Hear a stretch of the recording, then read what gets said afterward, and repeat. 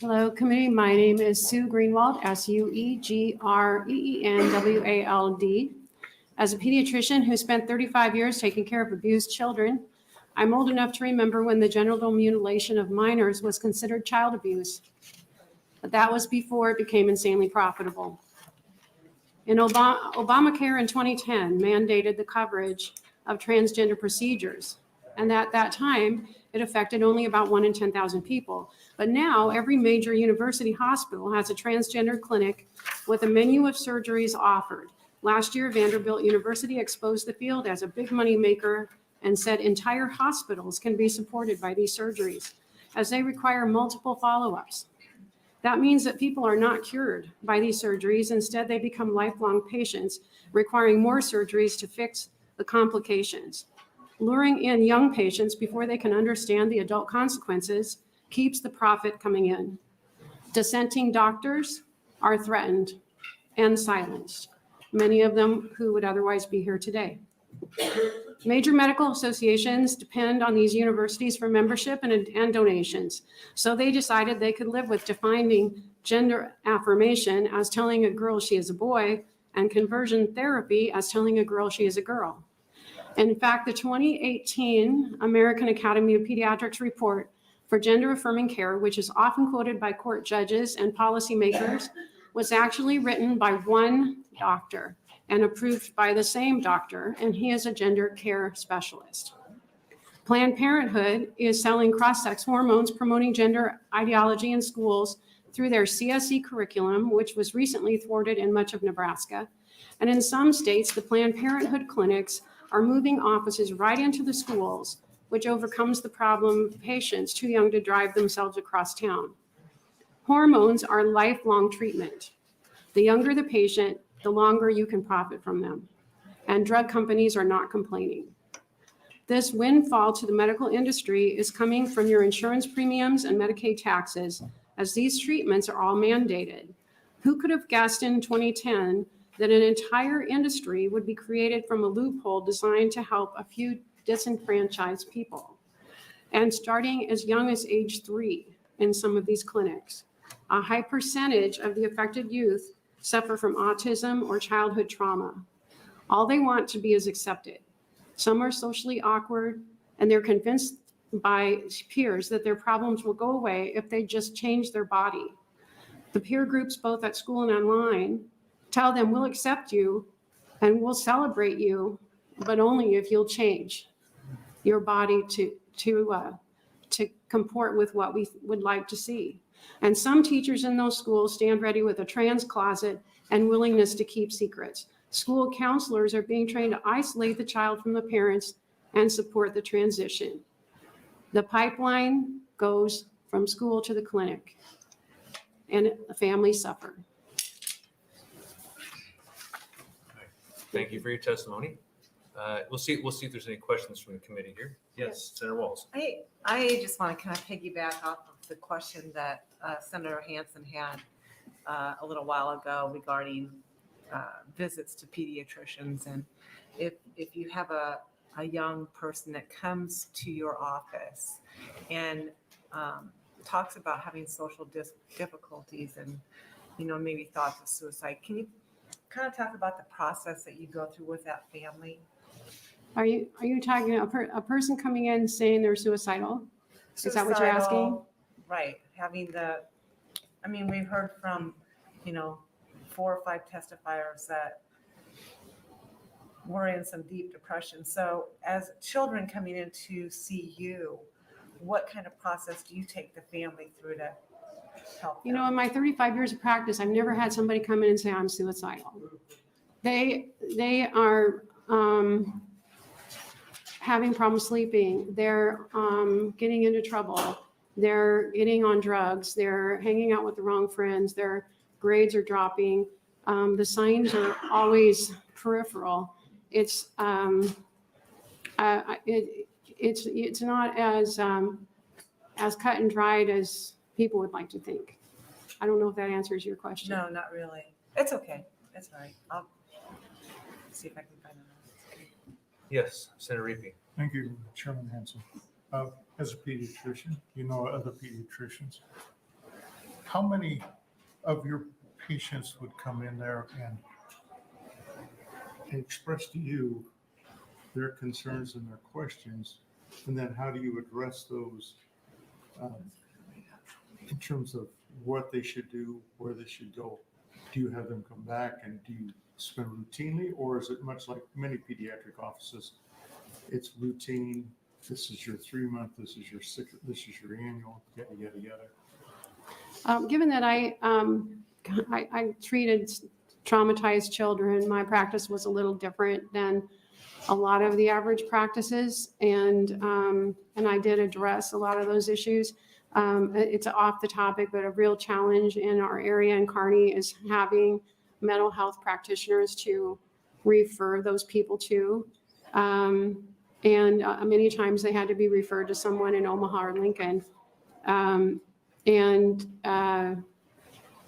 I retired from general practice about 5 years ago, and as I said, this really wasn't an issue.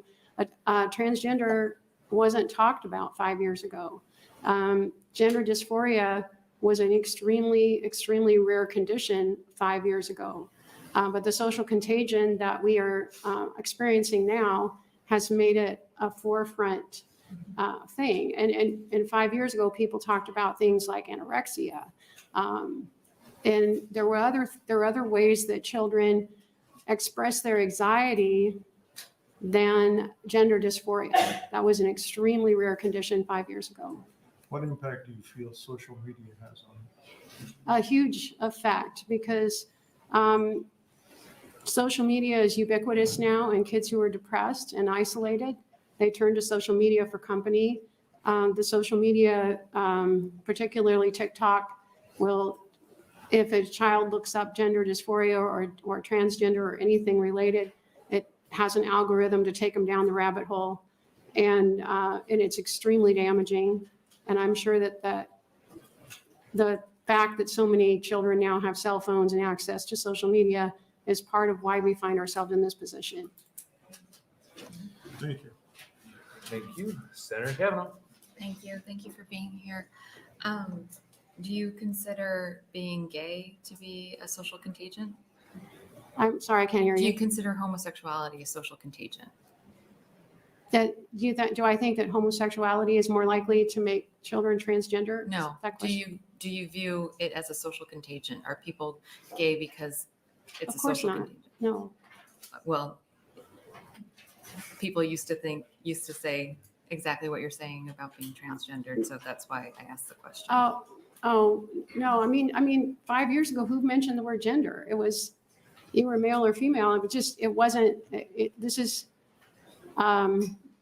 is a social construct that has been invented. And as I testified, the Obamacare law said in 2010 that transgender procedures would be covered, but they actually didn't start being covered in 2017. So in 2017 So is when all these clinics geared up. Sure. And I appreciate that's part of your testimony. I asked and you answered my question. Thank you. Okay, Any other questions from the committee?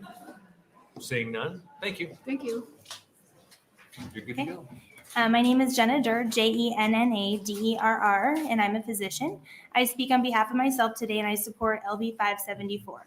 When I became a physician, I took an oath to first do no harm, and today I choose to speak publicly because children in our state must be protected. There are other physicians who would like to be here today, but are not because they are fearful of professional repercussions. Today, you will hear testimony in opposition to this bill, and the opposition may reference and quote commonly dependent upon research to support their position. I would like to quickly review two of these foundational studies, and I've included additional studies and an in-depth analysis for you all to review later. A pair of Dutch studies published in 2011 and 2014 are routinely cited and used to support gender-affirming care in the U.S. These studies have significant flaws. They were funded by a personal grant to one researcher from a for-profit company whose funders are undisclosed, and therefore conflicts of interest cannot be determined. The initial flaws also include the following: small sample size, lack of long-term follow-up, and lack of a control group. There were 70 participants in the first study and 55 in the second. Participants were surveyed upon initial evaluation at the gender identity clinic, prior to initiation of cross-sex hormone treatment, and then after gender reassignment surgery about 1.5 years later. Participants were not followed into adulthood, thus it's unclear how future relationships, experiences, and sterility may affect their perception of well-being. Additionally, all participants underwent medical intervention. A significant flaw is related to the measurement tool used to assess gender dysphoria, which led to the conclusion of the study that gender dysphoria resolved after gender reassignment surgery. However, the initial measurement tool was not the same as the final measurement tool, thus nullifying the results of this widely referenced and depended upon research. Another issue is that participants who experienced medical or psychological complications were excluded from the study, therefore skewing the results in a positive direction. Those who were not included as participants were simply noted to be non-participants. What happened to these people? Additionally, all participants were required to undergo intensive psychosocial therapy. It's impossible to determine how much of an effect this played in any positive outcomes. Likewise, there wasn't a control group who underwent psychosocial therapy without medical intervention, which may also be helpful in determining the necessity of medical intervention, if at all. Additionally, the Dutch approach to adolescence is different from the US, so conclusions are difficult to generalize. The Amsterdam Gender Identity Clinic does not provide physical medical interventions before puberty, and parents are advised in watchful waiting. Adolescents are only considered eligible for puberty suppression when they're diagnosed with gender identity disorder, live in a supportive environment, and have no serious psychosocial problems interfering with the diagnosis of treatment protocol. If there are problems identified that may interfere with the physical medical intervention, treatment is actually postponed.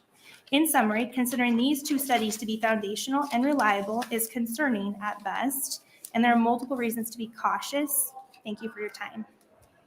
Thank you for your testimony. Any questions from the committee? Yes, Senator Reapy. Thank you, Senator Hanson. My question is this, notes here, first line, which I get read through. You're a physician, are you a family medicine doctor? I am a family medicine physician. Good for you, thank you. Yeah. All right, any other questions? No. Seeing none, thank you. Okay. All right, we'll take our next invited testifier.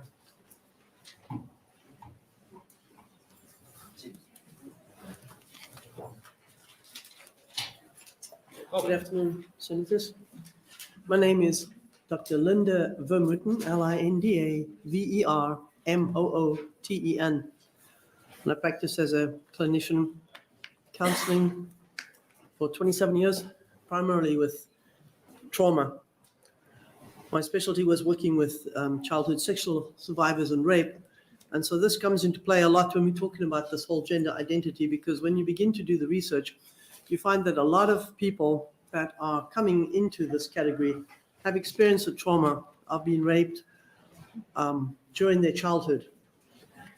So you have to ask the question, if you were raped during your childhood, and often that's by someone in their own home, a parent, a sibling, or somebody close to them, is that going to impact the way that you think? Absolutely, because you're trying to defend yourself. So if I can become the gender of the one that is hurting me, that's going to make me powerful. That's going to prevent me, and that's going to protect me from this ever happening again.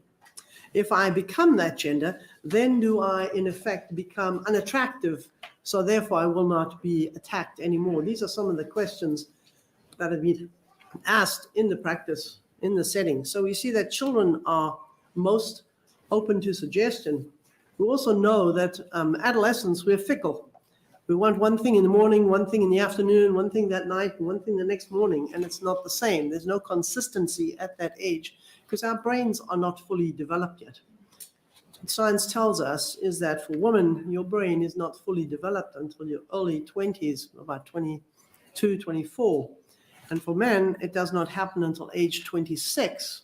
Now we want to take a decision that is going to be life-altering to a child for the rest of their life and allow them to make this decision when their brain does not have a capacity to think things through.